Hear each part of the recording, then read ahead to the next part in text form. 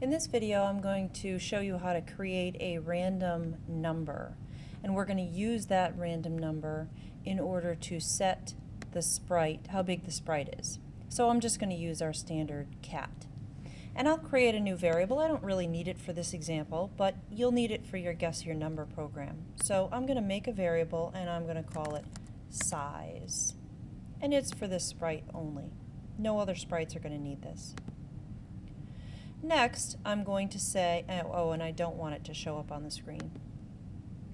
Next, I'm going to go into events and say when this sprite is clicked. You could use the green flag, you could use the sprite, you could use the spacebar. I'm going to say when I click on this sprite.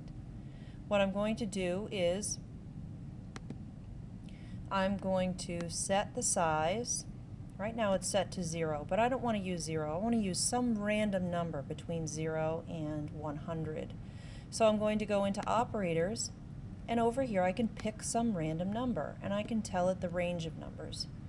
I think 0 would make it disappear, so I'm not going to use 0. I'll use from 1 to 100.